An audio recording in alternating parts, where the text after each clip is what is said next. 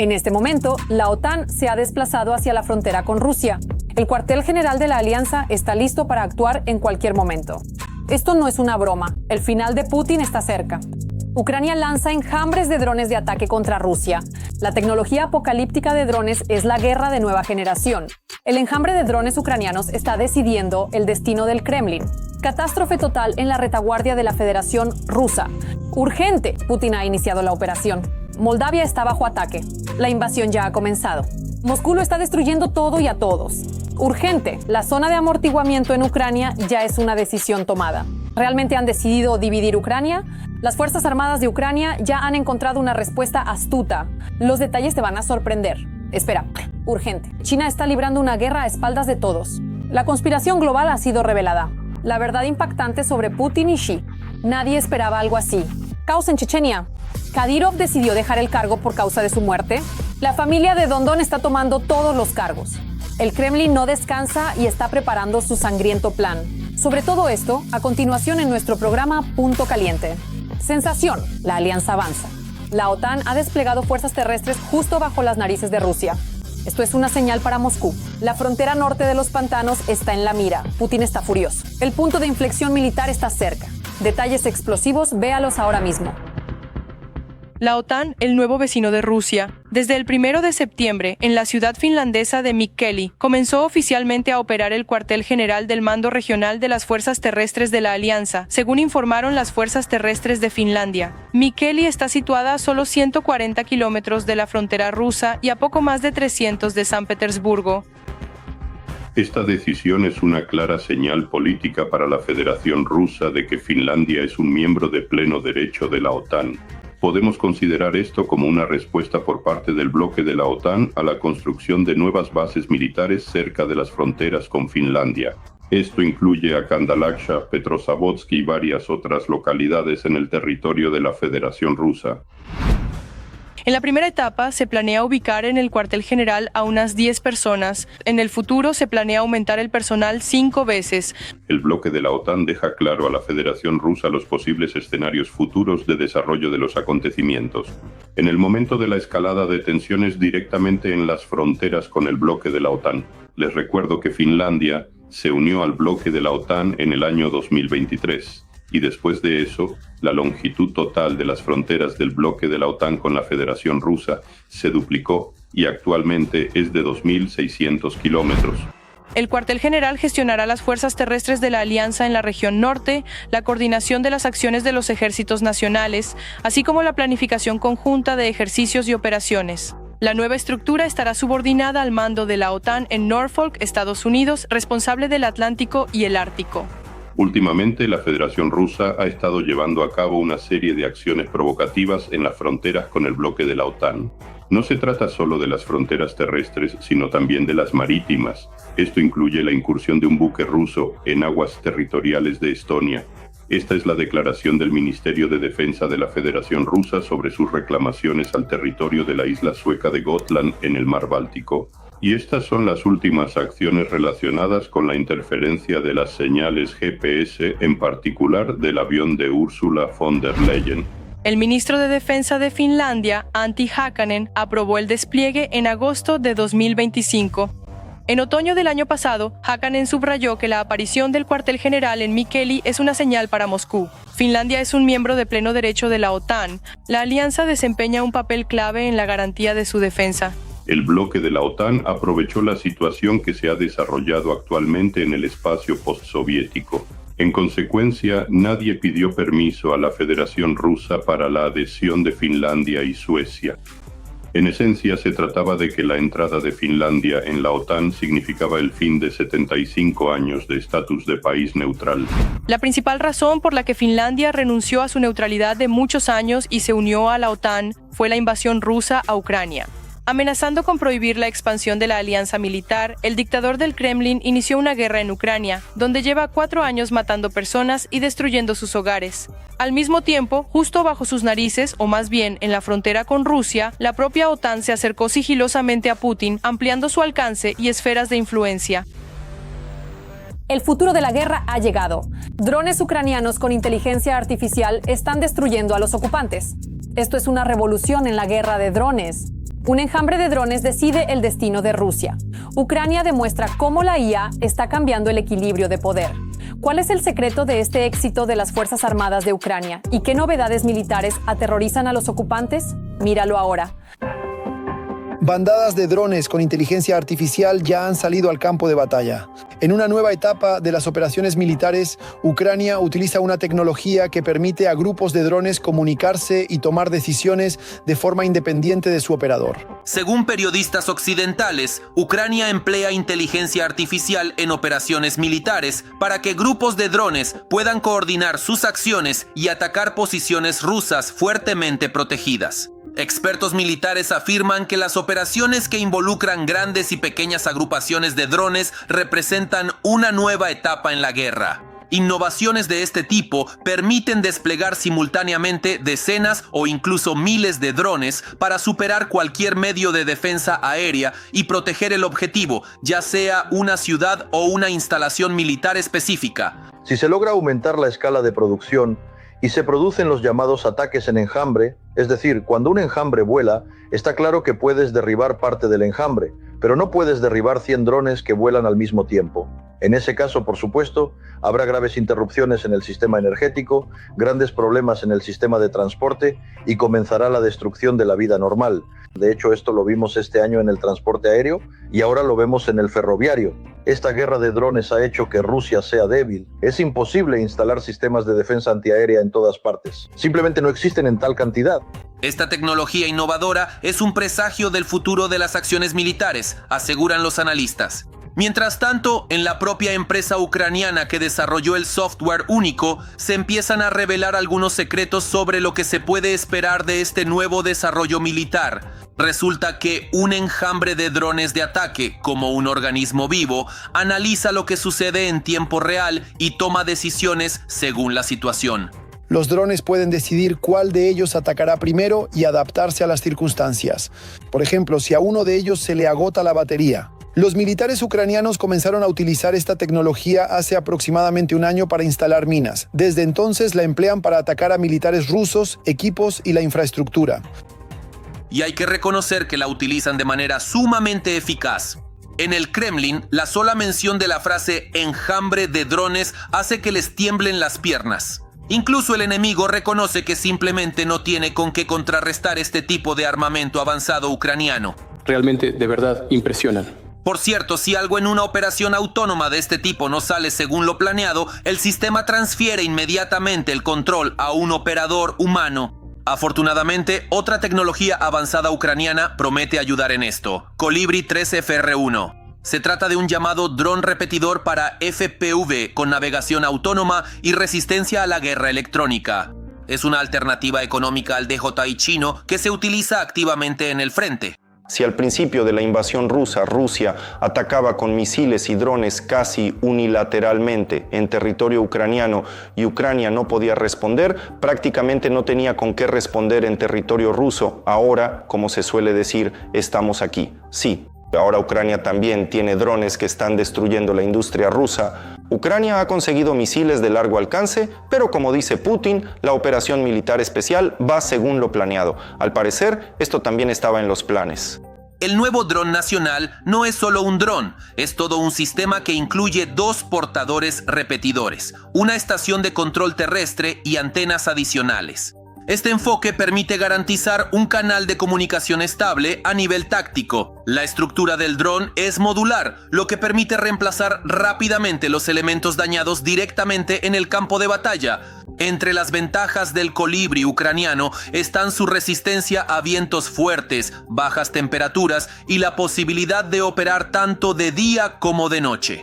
Cuando aprendan a interactuar entre sí, cuando aprendan a guiarse unos a otros hacia los objetivos o a cubrirse mutuamente, por así decirlo, como vemos en esos espectáculos chinos donde los drones en el cielo forman figuras hermosas. Será lo mismo, solo que en la guerra. Eso, por supuesto, será realmente una pesadilla total.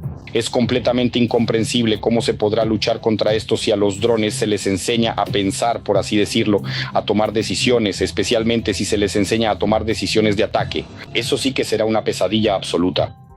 ¿Y cómo responde el Kremlin a todo esto?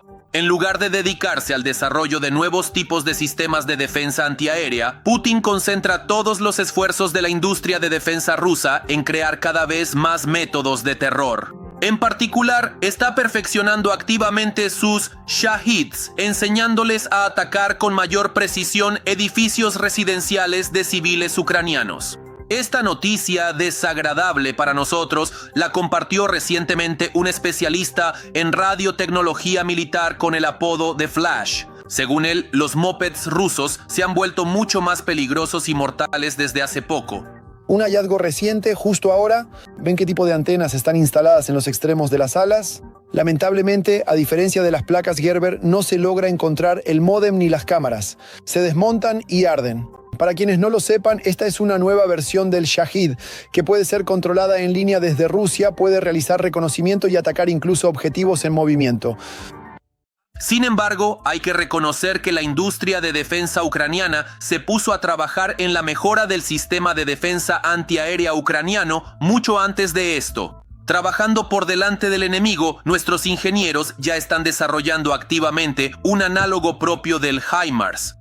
El sistema de misiles extranjero ha demostrado su eficacia en el campo de batalla, su alta precisión y la capacidad de operar a largas distancias. Eso es exactamente lo que necesitamos. Para Ucrania, contar con un análogo propio del armamento estadounidense significa no solo reducir la dependencia de los suministros de los aliados, sino también la posibilidad de adaptar el sistema a las condiciones modernas de la guerra y a las particularidades de las operaciones de combate. Por ahora, las características técnicas del sistema ucraniano no se revelan. Sin embargo, los expertos suponen que se trata de una plataforma sobre ruedas de alta movilidad, capaz de lanzar misiles guiados a distancias de cientos de kilómetros. Así que es el momento perfecto para que los ocupantes empiecen a prepararse para nuevas sorpresas de las Fuerzas Armadas de Ucrania. El shock de la invasión en Moldavia. El Kremlin se ha desatado. El plan del búnker ha sido revelado, todo ya está en marcha. El mundo está en shock. El decreto de Putin es más aterrador de lo que pensabas. El Kremlin no se detendrá. ¿Qué está ocurriendo realmente? Míralo ahora mismo. No pudieron influir en las elecciones presidenciales, así que ahora se han centrado en las parlamentarias. Y sí, por supuesto estamos hablando del Kremlin, pero como siempre, fuera de Rusia. Y en cuanto a los planes agresivos de Rusia hacia Europa, quiero recalcar una vez más que eso es un completo disparate que no tiene absolutamente ningún fundamento. Sí, claro, sí. Y nosotros fuimos y lo creímos. Creímos especialmente en las autoridades de Moldavia, donde hace un año se celebraron elecciones presidenciales y la influencia del Kremlin perdió. Pero ahora hay una nueva batalla, la batalla por las elecciones parlamentarias que tendrán lugar el 28 de septiembre. En primer lugar, quiero señalar que las elecciones parlamentarias, las presidenciales, las perdieron por muy poco. Por eso, por supuesto, las elecciones parlamentarias también son importantes, porque el Parlamento en Moldavia tiene mucho peso. Nombran a muchos funcionarios. Pero ¿por qué Putin se aferra tan fuertemente a Moldavia? Está completamente claro. La tarea principal, además de la política también es, por supuesto, importante, pero también la tarea militar, la estratégica también es importante, sí, porque quieren utilizar Moldavia así como Transnistria, pero Moldavia es más importante aquí porque hay aeropuertos, aeródromos para acumular sus tropas para una posible ofensiva en el sur de Ucrania. Pero el Kremlin ha elegido la religión como método de influencia en Moldavia. Sí, precisamente eso, lo que parecería ya demasiado. Pero los representantes de los partidos prorrusos realizaron actos de propaganda junto a los muros de un antiguo monasterio. Y de hecho siempre la KGB, creo que los herederos de la KGB, el FSB, han utilizado la iglesia como una especie de, instrumento tanto de actividades de espionaje como de influencia sobre las masas. Por eso no veo nada sorprendente en que trabajen a través de la iglesia. Creo que en Moldavia la gente es bastante conservadora y la influencia de la iglesia allí es grande. Además de la conocida propaganda tradicional, el Kremlin crea centros religioso-informativos en monasterios e iglesias.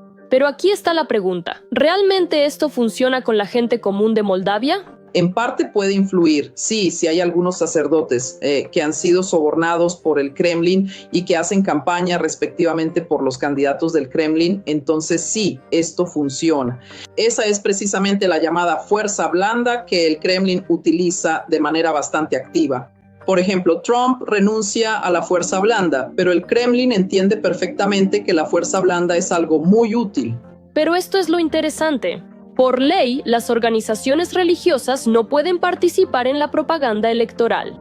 La ley, en teoría, existe, pero ¿por qué no se cumple? Siempre hay formas indirectas, ¿verdad? No es necesario hacer campaña explícitamente por Vasya Pupkin, por decirlo de alguna manera. Se puede simplemente hablar de cómo esto, aquello, lo uno o lo otro está bien y cómo lo otro está mal.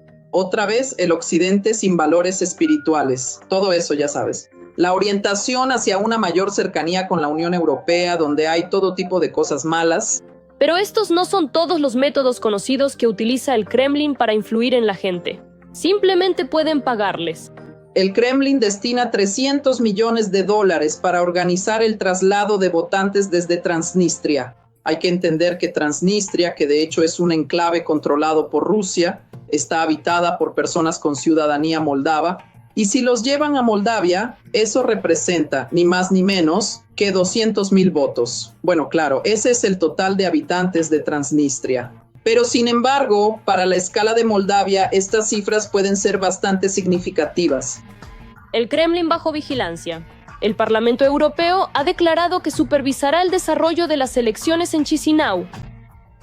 El objetivo de esta misión es fortalecer la resiliencia de la República de Moldavia frente a las amenazas híbridas. Desempeñará un papel clave en el apoyo a las autoridades moldavas para contrarrestar la injerencia rusa, especialmente de cara a las elecciones parlamentarias de 2025.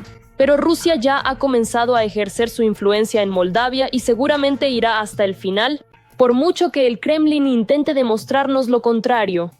A diferencia de Occidente, nosotros no nos metemos en el patio ajeno. Pero si el Parlamento Europeo y la propia Moldavia están dispuestos a enfrentarse al Kremlin, ¿cuál es la probabilidad de que Putin logre su objetivo?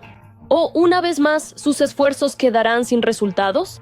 En general, el trabajo informativo, en primer lugar, que la Unión Europea debe realizar hoy en día en materia de protección y contrarrestar la propaganda, claramente no es suficiente. Y aunque veo que de todos modos en Moldavia ha aterrizado un equipo, y también desde el otro lado, veremos cómo funciona todo esto, si Moscú logra hacer todo esto, pero considero que esta situación es muy, muy peligrosa. No importa lo que diga el Kremlin, les encanta intervenir en países ajenos.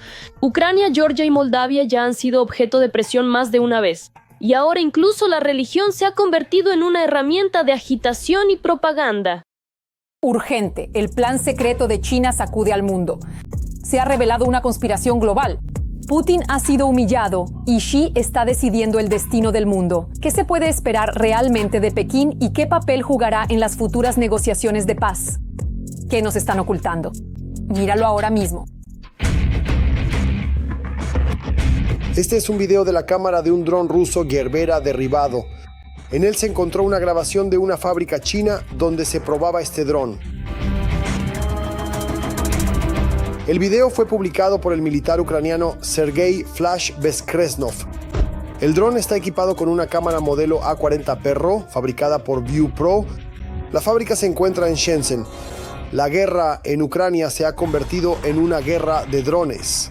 Y para Rusia ahora sería imposible sin el suministro de componentes chinos. China suministra a Rusia motores, antenas, controles remotos para drones y kits completos de drones civiles.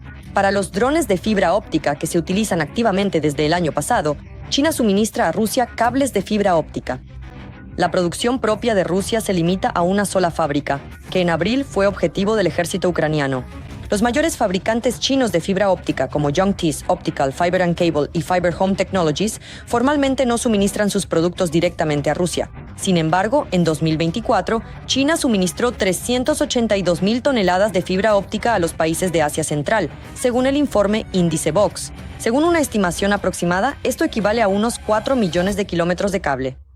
Según la publicación Yorstka, Pekín se ha convertido en el principal proveedor de tecnologías militares para Moscú. El último día del verano, Putin voló a China para asistir a la cumbre de la Organización de Cooperación de Shanghái y también presenció el desfile militar en honor al final de la Segunda Guerra Mundial. Parece que China ha decidido poner fin definitivamente a su papel de supuesto mediador neutral en la guerra ruso-ucraniana. Desde 2022, una de las amenazas más serias para Ucrania es la ayuda militar directa y a gran escala de China a Rusia. Cuando se trataba de que el Kremlin comprara armamento a Corea del Norte o Irán, su margen de elección, objetivamente, no era muy amplio. Proyectiles, drones y misiles. Pero la industria de defensa china son líneas de producción activas de todo tipo de armamento, parte del cual es directamente compatible con los sistemas soviéticos y rusos. Fuente Defense Express. Desde el inicio de la guerra, China aumentó drásticamente la exportación a Rusia de materiales para la producción de explosivos. Uno de los muchos ejemplos, Pekín cubre cerca de la mitad de las necesidades rusas de estabilizador de fenilamili. Este permite almacenar y utilizar nitrocelulosa para la producción de pólvora. Según datos de 2023, China proporciona alrededor del 90% de las importaciones rusas de bienes de alta prioridad, sujetos al control del G7, según un informe de I6. Se trata de tecnologías necesarias para la producción de misiles, drones y armas de alta precisión. Componentes de fabricantes occidentales como Texas Instruments, Intel y Analog Devices siguen llegando a Rusia a través de intermediarios chinos. Estos se encuentran en misiles rusos derribados como el Iskander-M, misiles de crucero KH-101 y drones de ataque Lancet. Además de componentes electrónicos, China suministra a Rusia maquinaria industrial necesaria para la producción militar. Las importaciones chinas representan más de la mitad e incluso hasta el 80% de la maquinaria importada por Rusia. Antes de la guerra, esa cifra era del 12% al 20%, según la publicación Berska. El apoyo de China a Rusia no se limita a suministros militares. Durante la guerra, China se ha convertido en el mayor comprador de petróleo ruso y principal socio comercial de Rusia en otros sectores. Desde el flujo de materias primas baratas provenientes de Rusia, que se han vuelto aún más baratas, hasta a nadie le ha molestado nunca que otra nación dependa de ti. Es decir, aquí hay que quedarse más tiempo, pero al menos tu situación no empeora. En segundo lugar, realmente estamos hablando de que Estados Unidos está agotando los recursos de Rusia. Si Rusia se convierte en un país pro-occidental que apoya la política estadounidense hacia China, China se encontrará rodeada estratégicamente. Por eso, empujar a Rusia bajo el autobús y rechazar completamente su apoyo a China es absolutamente inaceptable. Carnegie Alexander, director del Centro de Berlín. En el formato actual del conflicto, China es considerada el mayor beneficiario de la guerra ruso-ucraniana y la visita de Putin a Xi es una prueba más de ello. Para China, en este caso, todo son ventajas. Obtiene recursos baratos de Rusia y cuenta con una palanca geopolítica adicional en las maniobras de Estados Unidos y la Unión Europea. ¿Zona de amortiguamiento en Ucrania? ¿Salvación o sentencia de muerte? Europa propuso la idea, pero es un fracaso total. Sin armas para Ucrania, ninguna zona podrá salvarla. ¿Por qué una zona de amortiguamiento en Ucrania es más peligrosa que los combates? Sigan viendo el reportaje para más detalles. La creación de una zona de amortiguamiento de 40 kilómetros de ancho. Esta iniciativa está siendo considerada por los socios europeos en el marco de un acuerdo de paz. Así lo informa SLS, citando fuentes anónimas del medio político. Supuestamente, según los periodistas, Moscú apoyó la idea. Todavía no hay respuesta de Ucrania. Y no es de extrañar, porque la creación de una zona de amortiguamiento, lo más probable, implica la pérdida de parte de los territorios controlados por Kiev. Esta idea fue comentada abiertamente para políticos solo por Jim Townsend, exfuncionario del Pentágono que supervisó la política hacia Europa y la OTAN en la administración de Obama. Los rusos se aferran a cualquier esperanza, no temen a los europeos. Si creen que un par de observadores británicos y franceses los detendrán de avanzar hacia Ucrania, están equivocados. En cuanto a la división de facto de Ucrania, los eurodiputados prefieren no hacer comentarios. Tampoco está claro quién y cuándo está dispuesto a enviar a sus fuerzas de paz. Hasta ahora, solo los franceses y los británicos se han pronunciado positivamente. El comandante de las fuerzas de Lituania declaró que sus subordinados solo irán a Ucrania en caso de un alto el fuego o de un acuerdo de paz. Las autoridades de Polonia y Alemania están en contra, al igual que Estados Unidos. Otro problema es la cantidad de militares. Actualmente, la OTAN enfrenta dificultades para preparar fuerzas de reacción rápida que protejan el flanco oriental de la alianza ante un posible ataque futuro de Rusia. Para ello se necesitan 300.000 personas. Al mismo tiempo, para patrullar posibles zonas de amortiguamiento, se requieren entre 4 y 60.000 militares adicionales. Ellos no solo supervisarán el cumplimiento de los acuerdos, sino que también entrenarán a las fuerzas de defensa.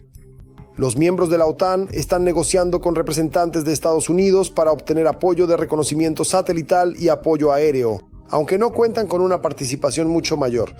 Los altos representantes del Pentágono ya han informado a sus colegas europeos que el papel de Estados Unidos en cualquier garantía de seguridad para Ucrania será mínimo. El Departamento de Defensa de Estados Unidos no respondió a la solicitud de comentarios. Estados Unidos es quizás el único país de la OTAN que dispone de suficientes satélites para proporcionar datos de inteligencia. Datos necesarios para controlar que Rusia no viole las condiciones del alto el fuego o del acuerdo de paz. Estas propuestas de los europeos que evocan una guerra sangrienta en las cercanías son percibidas por los ucranianos como palabras vacías. Si las tropas realmente ceden, entonces sí, porque otras restricciones no se aplican a Rusia. En el papel no vale nada. Danos misiles, danos tropas, danos armas. Pregunta para Europa, ¿tienen realmente armas? No, las tropas están dispuestas a ceder. Están dispuestos, pero no todos y no ahora, solo después de una solución pacífica. Les decimos una cosa simple, amigos, ustedes se están preparando para la guerra, temen que los rusos los ataquen, pero nosotros podemos hacer que no ataquen. Envíen tropas ahora, introdúzcanlas en el territorio de Ucrania ya mismo y la situación se resolverá. Pero los europeos piensan, tenemos Budapest, que resultó ser solo un papel vacío. Nada, tenemos el caso de Ichkeria, más conocido hoy como el kadirismo. Es interesante que el primero en hablar de la creación de una zona de amortiguamiento en Ucrania fue el dictador ruso en la primavera de 2025. En ese momento, esta declaración se convirtió en una especie de justificación para la guerra de agresión rusa en Sumy y Yarkov. Tras el ataque masivo contra Ucrania, en el que solo en Kiev murieron 23 personas, el Kremlin puso a María Zaharova frente al micrófono, hablando directamente en ruso. Una vez más, ella expuso las condiciones de los rusos. El tratado de paz debe incluir la desmilitarización, desnazificación y el estatus neutral, no alineado y no nuclear de Ucrania. Es interesante que Zaharova hiciera esta declaración en el Día de la Memoria de los Defensores Caídos de Ucrania. Esta fecha fue establecida a finales de agosto por una razón específica. Hace 11 años, los rusos, según lo acordado, permitieron que las tropas ucranianas rodeadas cerca de Ilovaisk salieran por el llamado Corredor Verde, pero no cumplieron sus promesas y simplemente dispararon contra los soldados desarmados como en un campo de tiro. Última hora. Kadyrov se prepara para la muerte. Su familia ya está repartiendo el poder. Es el fin de una era. Don Bolin y transfiere todo a los familiares de manera impredecible. Moscú está preparando un golpe contra el clan Kadyrov. Toda Chechenia está en vilo. Vea los detalles ahora mismo. El sistema de poder en Chechenia lleva mucho tiempo construyéndose en torno al culto a la familia Kadyrov. Para Ramzan Kadyrov, esto es a la vez una fortaleza y una debilidad. Todo está subordinado personalmente a él. Pero los nuevos datos muestran que no se trata solo de controlar la región. Don está construyendo una verdadera dinastía, consolidando su influencia en caso de fallecimiento. ¿A quién se le confía? A ese se le nombra. Según cálculos de la BBC, ya más de 80 miembros del clan Kadyrov ocupan cargos clave en el poder. 20 controlan las estructuras de seguridad, 11 están en el parlamento. Los demás son ministros, empresarios, directores de fondos y clubes deportivos. No es una coincidencia, es un sistema cuidadosamente construido de transmisión hereditaria del poder. La gente simplemente se ha resignado a ese destino. No está sometida, lo sé absolutamente. Tenemos una resistencia clandestina muy seria en Chechenia, pero hoy la situación en Chechenia puede considerarse como campos de concentración donde están reunidos y ubicados. Todo el pueblo está tomado como rehén. Hay quienes sirven a este poder y tanto en la televisión como en la propaganda utilizamos precisamente a aquellos que hoy sirven a estas estructuras de ocupación. Y la propia población que espera y aguarda un momento determinado, nadie la ve ni la nota. Simplemente hoy la gente sobrevive e intenta sobrevivir en esta situación. Kadyrov fortaleció el sistema también mediante alianzas matrimoniales. sus hijos se emparentaron al menos con 15 clanes chechenos influyentes, con los Delimkhanov, los Geremev, los Bismuradov y otros. Así, a través de bodas y negocios, crea un escudo para su familia, convirtiendo Chechenia en su principado personal. Con estas importantes alianzas matrimoniales, Kadyrov intenta asegurarse el apoyo personal y la lealtad de los clanes chechenos más influyentes y poderosos, consolidando así su posición en la región. Por si acaso, ese contrato tácito con Putin, con el dictador ruso, se rompe. Sabemos que durante muchos años, Kadyrov tuvo el derecho de hacer todo lo que quisiera y permanecer impune, y él lo aprovechó activamente. Y desde el punto de vista de los asesinatos políticos, de la influencia en la política federal, de la corrupción y de estos harenes de los que habló el proyecto. Así que si Putin renuncia a esta lógica de intocabilidad personal de Kadyrov y de su plan, entonces la operación de la familia Kadyrov dependerá de la lealtad de otros clanes chechenos, que son cercanos a los Kadyrov, pero que aún así existen aparte de él. Los herederos ya han sido asignados a sus respectivos roles. El mayor, Akhmat, se hizo cargo del deporte y del club de fútbol Akhmat. El segundo, Selim Khan, dirige el club de lucha y la federación de boxeo. Pero el principal heredero, según los expertos, es el tercer hijo, Adam. La fama escandalosa solo le ayudó. Después de la golpiza a un preso en el centro de detención de Grozny, al adolescente no se le presentaron cargos. Al contrario, fue premiado. Unas semanas después, se convirtió en el jefe de seguridad más joven del líder regional. A los 17 años, Adam ya es secretario del Consejo de Seguridad de Chechenia. Su carrera, sorprendentemente, repite exactamente el camino del propio Ramzan. En la línea femenina de la familia, todo también está planificado. La hija mayor, Aishat, pasó de ser diseñadora de moda a viceprimera ministra y ahora es propietaria de las aguas minerales chechenas, con ingresos multimillonarios. Kodesat, Tabarik y Kudmat, junto con las nueras, también están distribuidas en puestos clave en el gobierno y los negocios. Pero detrás de la imagen de cercanía y ostentoso lujo se esconde el miedo. La salud del propio Dondon lleva varios años generando dudas. Vacaciones regulares por enfermedad, rumores sobre un diagnóstico grave, ausencias en eventos federales. Para el Kremlin, Kadyrov sigue siendo el garante de la estabilidad. La cuestión de su sucesor sigue abierta. Las leyes no permiten que sus hijos ocupen el cargo de jefe antes de los 30 años. Esto significa que Moscú tendrá que buscar un compromiso entre los intereses del clan y los requisitos formales de la ley. Y mientras la familia se prepara para heredar el poder tras la salida de Ramzan, entre bastidores Moscú podría estar preparando un escenario completamente diferente.